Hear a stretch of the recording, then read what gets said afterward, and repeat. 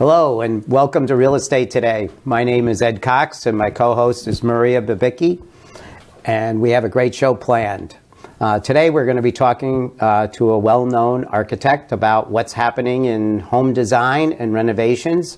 And with that in mind, Maria, could you introduce our special guest and get the show started? Sure, I would be happy to. It's our great pleasure to introduce Jack Kemper of Kemper Associate Architects out of Farmington. Welcome to the show. Thank you. Thank you. Happy to be here. Can you begin by telling us about yourself and how you came to Connecticut? Sure. I got here in 1986. I lived in Dallas at the time. I'm originally from the Midwest. And we designed, the firm I was at in Dallas designed a house for someone moving from Dallas to a development called Devonwood in Farmington.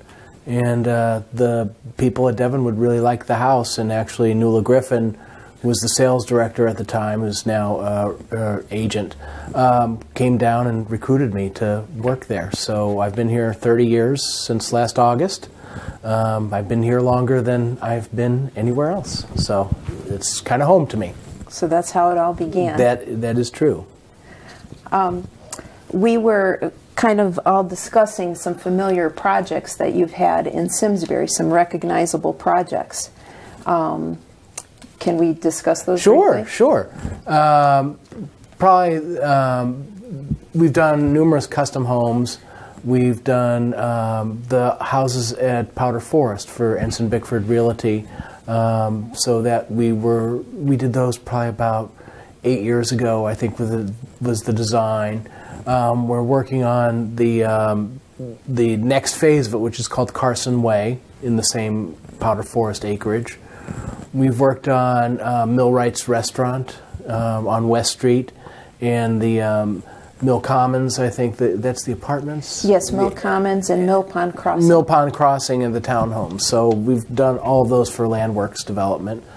And we're working on the clubhouse where we're done because it's open and it's beautiful. The clubhouse at Highcroft, another apartment development by Landworks in Simsbury.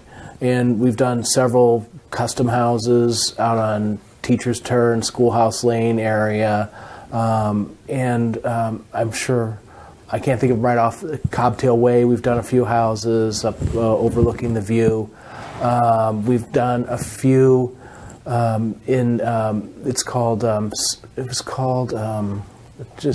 it's across from Powder Forest. It was also Ensign Bickford property. I can't remember the name. Aspenwood is the street. Yeah, Aspenwood, sure. Yes. We've done several there. So we've done quite a bit of work in Simsbury over the years. So many of our viewers are probably living in your homes. Oh, well, I hope so. We'd like to show a few examples of your custom homes in Simsbury that our viewers might recognize. Yeah. The first home we're going to picture is a stunning colonial on Schoolhouse Lane. Yeah. It's this approximately, what was the time period of this? I think that would be the early 2000s, probably 2002, 2003. Yeah, very beautiful and quite expansive.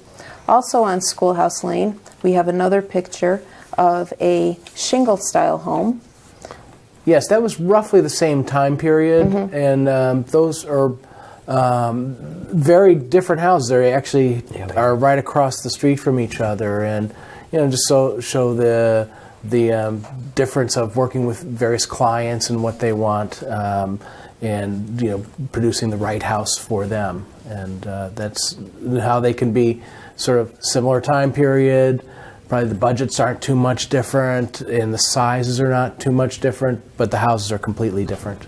Okay. Our third picture is on Woodchuck Hill, and this is another shingle-style home. And this is actually the home of builder Jerome Bertuglia of Prime Homes. Could you? Yeah, that's a very sure. It's not as big as, it's a little smaller of a house than the others. More cottagey, the shingles, the little square windows. There's actually a little stair tower in it. It's a little more romantic kind of in its nature than the other houses.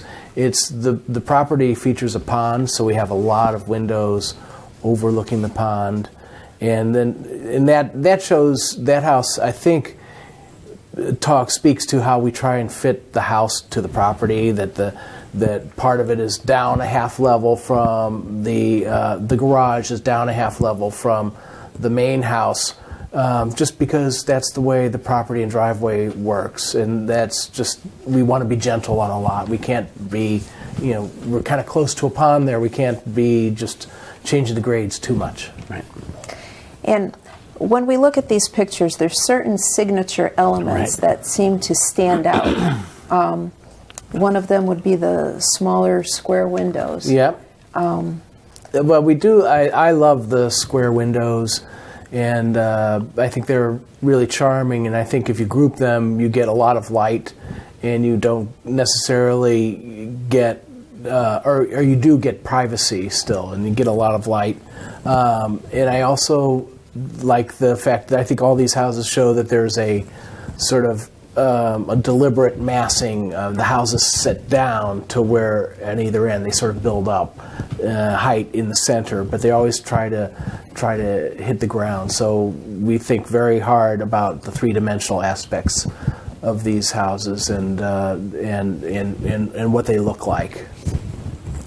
Now, I noticed on some of your homes there's siding changes where it goes from horizontal, and then maybe in the front there'll be some vertical changes or a change in the... It's a way I like to work that we can really manipulate the proportions of a house, that we can make it look, I love cars, so I always think in terms of car designs, longer and lower, and we can make things, for lack of a better word, more sleek sometimes by putting these lines. And just like they used to put chrome on cars, actually, just to break up the surfaces. And it just adds a variety to the houses. Do you have a favorite project you're working on right now? Right now, we're working on, it's actually, it's a little different for us. It's a 12-unit condominium. It happens to be, you'll see why it's our favorite. It happens to be right in the parking lot of our office in Farmington. And it's replacing the old Chuck's Steakhouse, which is coming down very shortly. And I was surprised to learn that was built in 1960 and was not historic, by the way. I always thought it was old. Me too. And it was not. They just used some old materials in it. But this is a 12-unit condominium overlooking Farmington Country Club. And it's also one of the things that makes it special to me is that it's kind of the first building in the town of Farmington has adopted a plan very similar to Simsbury's town center plan, and looking to bring housing into the downtown. And this is really the first big project doing that. So we don't have as nice a downtown as Simsbury does, I don't think. So we're trying to get there. I'm not sure how long it will take. Sorry. As far as trends go, what are you finding that people are asking for in new homes? We're finding, we're finding that the people really are wanting more open of a space. They're really starting to think about the spaces that they need to live in, that we're doing less repeating. In the old, in the 50s, 60s, and 70s, you would have a living room, and then you would maybe have a sunroom and a family room, and all these are kind of sitting areas. And then you'd have a dining room and a breakfast room. And we see a lot of just trying to combine spaces and having one big kitchen, dining, great room space. We started it first probably on some of the vacation homes that we've done up in Vermont or at the shore. And it's really come here. Now, it's taken a while. I think the real estate community was a little skeptical. I think at first it would be safe to say you can't do a house without a living room. That's just, you'll never sell it. Now, I don't think that's a big deal at all. And we're starting to do without dining rooms. We do find that people like some sort of enclosed room. I think I told you guys about the snug room. Snug room, right. We're doing that. I have to credit our clients, the Pomeroys, for coming up with that term. It's a really nice term for sort of a little more private area that's sort of a getaway. Because if you have a family in a very open space, you may want to not hear everybody all the time. So there might be times that you want to not do that. So whether it's the snug room, as they call it, or a study, or a little library, we usually try to have some sort of smaller, quiet space. It's really not sized for entertaining. It's really sized just for a couple or a family. The other thing we really see is people love light. The whole time I've been here, the last 30 years, I think that's the biggest thing, the first thing that anybody asks for when they want to do a new house is, I want it to be bright. So we really try and take into consideration, if we're starting from scratch, how the house is positioned in regards to the sun. Can we get as much facing south so it gets sun all day as we can? We can't always do that because the lot or a view may take precedence. So then we have to think harder about it and think how can we get light through the house so it stays light. And that becomes something that really starts to shape the size and the proportions of a house. Pardon me. And I think that really is probably the most critical thing, along with the shape of the land and how we fit into a neighborhood, or is it a one-off piece of land by itself. So, Are you finding that more people are asking for first floor masters? yes, I think part of it is that the people that can afford new houses are, a little older. I think that's just a fact of life. So I think that's part of it. We've done a few with, and we were talking before about multi-generational, where there may be a bedroom suite on the first floor for in-laws, and then there's the master bedroom upstairs. Neither one of them is huge, but we're starting to do some designs for families together. We're working right now on a really nice in-law apartment in Harwington, and it's really a fun process because both generations are very much involved in the design, and it's just really been a very fun process, actually. Mm. How about, and I think you just said it, it's the bedrooms you were just talking about that are a little bit smaller. So are you building smaller? Would you say square footage? Yes, I would say our square footage, they used to be, 10 years ago, we would do a lot of 5,000, 6,000, 7,000 square foot houses. That we don't do so much anymore, just because of, I think, the cost and what it takes to maintain them and to pay taxes on them and to heat them. So, so I think I see the size of that we work on custom houses more in the 2,500 to 3,500 square foot range, which is still a very good size house. It's bigger than my house. So I think it's not like people are suffering. They just want a little bit smaller to take care of. And I think that's a nice thing, actually. It's good in terms of using less energy. The technology of a new home today is so much superior that we can do one of these houses and it costs almost nothing to heat it. And it's hard to keep up with the technology. It's changing so fast. But that's part of our job, is to keep up with it. Mm-hmm. As far as the budget, how do you work with that? How do you handle that? Because it seems like that's the biggest battle. That is always the biggest battle. I always like to say that we've never gotten a price on a project and the people have said, "Oh, that's not enough." So they always want. We've never heard that. I probably would run away if I did. By the way, because I would think they're lying. I think we try to start negotiating the cost. We will put things out to like a pre-bid during the sketch stage, so we have some idea. We'll shop to several builders and say, what do we think this is going to cost? And then we usually react to that.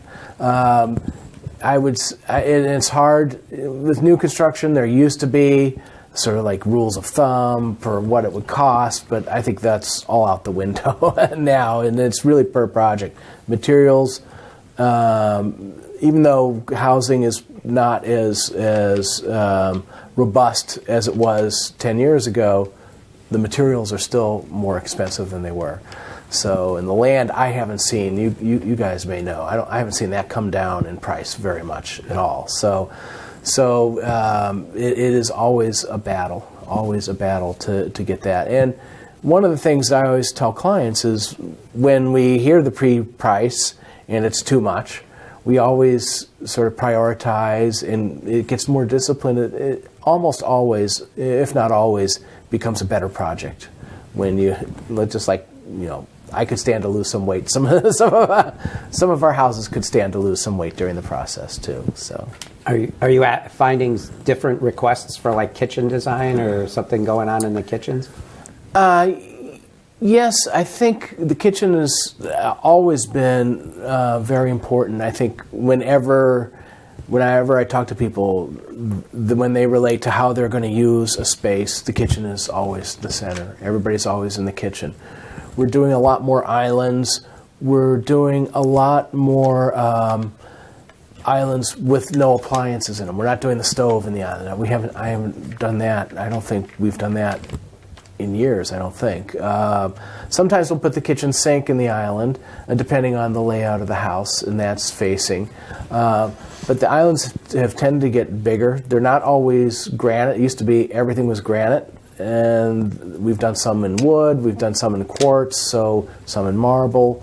So that becomes a way to think about it. We're doing more, I think, double ovens now and cooktops. It used to be we were doing all the giant ranges that cost as much as a car that we're not.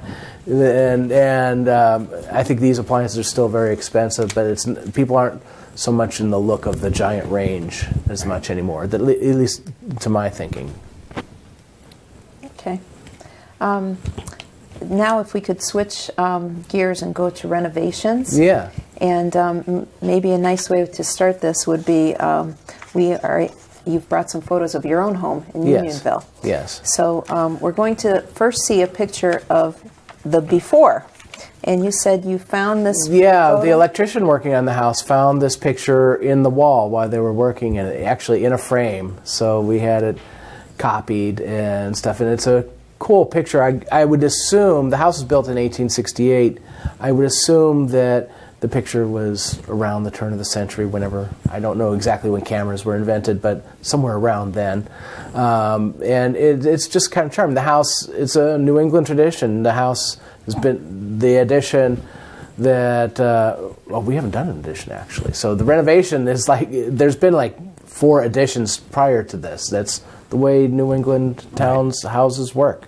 You live in it, then you change it, then you live in it some more, and change it again, and it works out very nicely usually on a lot of the older houses. So on this house, it happened to be very cut up on the inside. The previous owner actually was an older woman who died there, or not in the house, but there, and they had built a bedroom on the first floor, kind of cutting it up so she could age in place there. So it was opened up, so the kitchen and living room are all one big space. And so it looks pretty much the same. We redid the porch because the porch was falling down, but the house looks pretty much the same from the outside. We moved no windows. It's still the old wood windows, new wood storm windows, but it's all, state-of-the-art insulation, state-of-the-art mechanical systems. So it doesn't cost that much to run, actually, and it's a charming place. Actually, it is. I think, and it's, to me, everybody's so surprised to walk in because you would not expect it to be one big room when you walk in. And it's a kind of, and I kind of like having fun like that. The exterior doesn't always portray the interior exactly. So I think that's kind of nice. So now we have a picture of the home as it appears now from the exterior. And yes, you can see the red metal roof and the new columns. I didn't anticipate that we would be replacing the porch, but it started falling down. So it's a beautiful porch. It's a beautiful porch. I'd like sitting on it. Yeah, it's very nice, and it's a nice character thing. And it's like this because it's on a busy street, and it's sort of like this little buffer to the living room too. You can see right through it, but somehow psychologically there's something in between you and the road. At least I fool myself into thinking. So that's good. And then right behind that porch is the living room and kitchen, which is all one big room, and it worked out really nicely. So we'll look at the kitchen next, and it's just beautiful. And this has the wood counter on the island. Yeah. Yes. In the sink. Yeah, you have to be prepared that it's not going to look like the day you moved in forever, because there are some spots and scratches and stuff, but it can be refinished. It's been 5 years now, and it's just to look at it. If you didn't know where you were looking, what to look for, you would think it looks good. But I do kind of like the fact that it to me, it doesn't have to look like the day you moved in forever. If it shows some wear, as long as it's not falling apart, that's kind of okay with me. That's part of being well lived and aged, and I think that's kind of nice.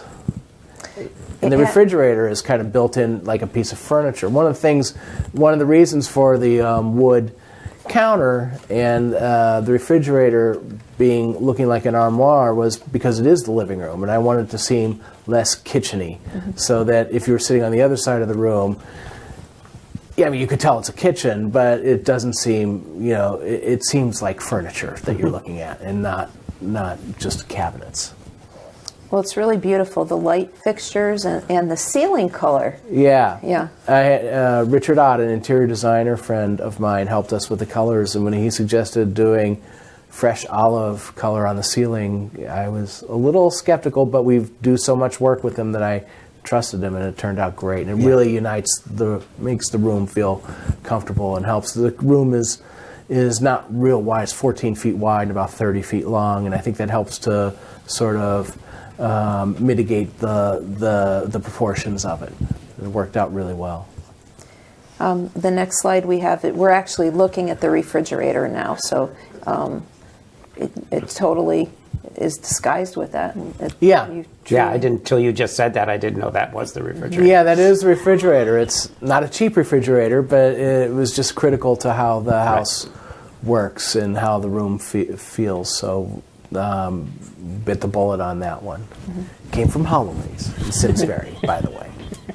And then we have a picture of your living room, and that's just the other side of the room, and it's all all the windows. One of the things the kitchen doesn't have, like the little kitchen window that you have over the sink, it has this like really big 3x6 windows in it. So, and that's why the sink's at the island, because even though the kitchen's kind of right at the front of the house, you can't tell from the outside. Well, it seems like you've accomplished the best of both worlds. An older home, but yet the openness of a modern home. That was the intention, Yeah. and part of it is that if you see the crown molding around it, there's all new structure in this house. I forgot to say, because the house had not been built to today's code standards. So the crown molding hides a microlam beam that goes around the perimeter of the house, and then supports all new floor joists on both, and then there's new floor joists on the first floor too. So it's much more solid than it was. Okay. As we wind the show down, now, if we could switch gears to when you meet a new client, what is the process? What helps things, just go smoothly? Well, depending on the project, if it's a new house, we always kind of like to see the lot and start from there, get a feel of that. And if it's a renovation, we like to meet at the house. They obviously want to renovate, so I get a sense of that. We really try to get a feel for what the conditions are, and then we do a long kind of interview phase where we really talk about the house. A lot of our clients, and we really encourage this, we'll ask them to do this, whether it's a renovation or a new house, is to get as many ideas together of things that they like. They used to do it out of magazines, to rip pictures out of magazines, they have big files. A lot of times they'll use the Houzz, H-O-U-Z-Z website, where you can put together idea books and you can email them to us, and then we kind of go back and forth. We've had great success with that.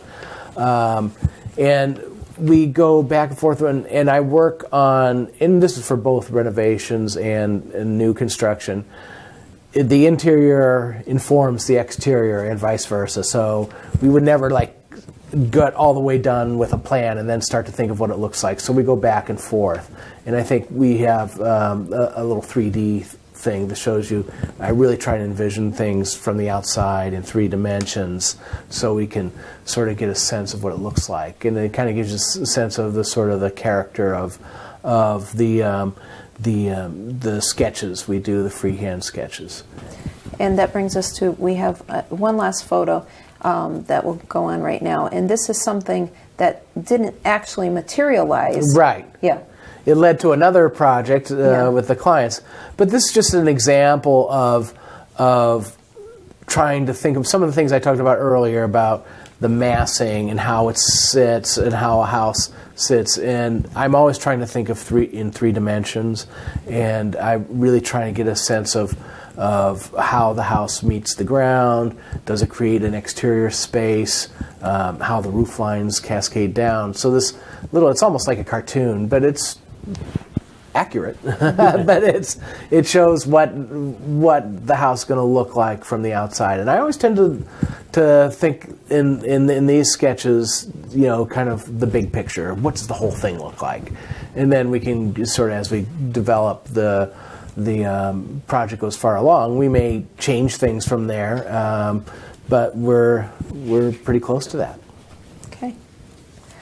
All right. Well, we would like to thank you for coming on the show. Oh, thank you, Maria and Ed. Your wealth of information, and I don't think we've had enough time. We really need you on for 1 hour, not a half hour.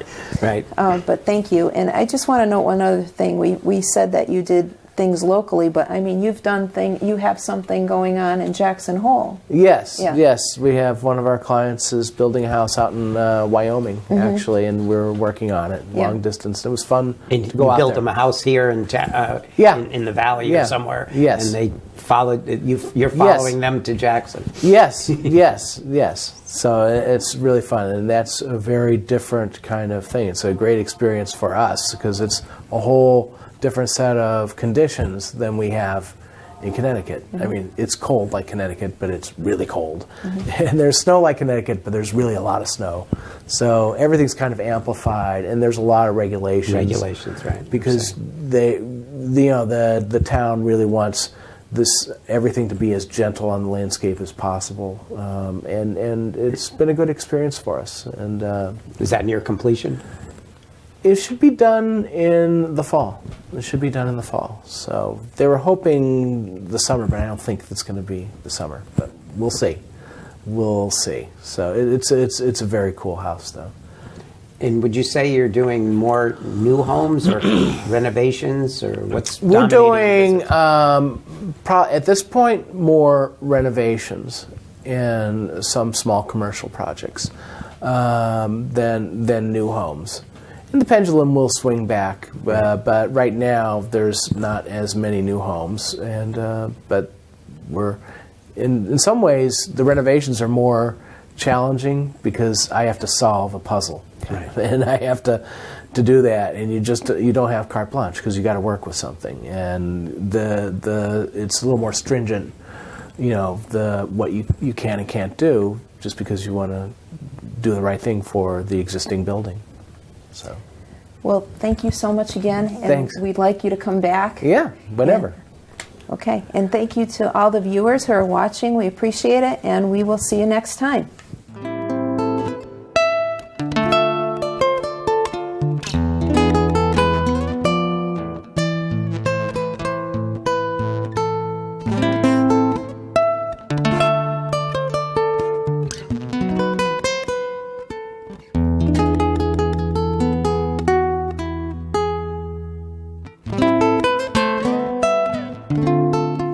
Funding for Simsbury Community Television is provided in part by contributions from viewers like you.